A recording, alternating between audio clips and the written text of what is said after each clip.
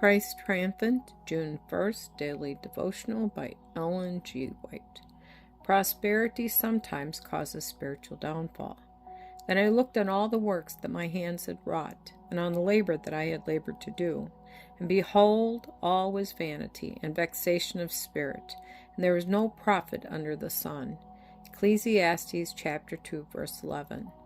Solomon wrote the book of Proverbs, but after a time his wisdom became mingled with chaff. Whence came the chaff? After a manhood of such glorious promise, a change came in Solomon's history. He did not continue true to his purity and allegiance to God. He broke through the barriers that God had erected to preserve his people from idolatry. The Lord had singled out Israel as a nation, making them the depositories of sacred truth to be given to the world. But Solomon cherished pride of political powers. He encouraged alliances with pagan kingdoms. In the early part of his reign, Solomon was visited by the Queen of Sheba. She came to see and hear his wisdom, and after she heard him, she said that the half had not been told her. But his wise and strictly just reign changed.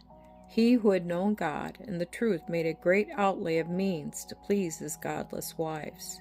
He made expensive gardens. God's money, which should have been held sacred to help the poor among the people, as God directed, was absorbed by the king's ambitious projects. It was diverted from its original channel. The suffering ones were not given houses and food and clothing, as God had specified they should be given.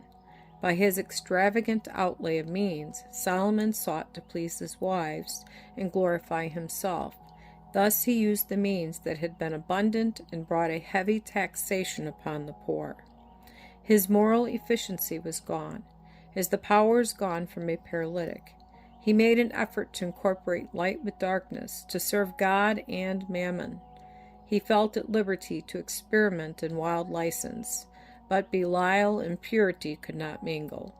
And the course the king pursued brought its own penalty. He separated from God, and the knowledge of God departed from him. People who have the use of money are to learn a lesson from the history of Solomon. Those who have a competence are in continual danger of thinking that money and position will ensure them respect, and they need not be so particular. But self-exaltation is but a bubble.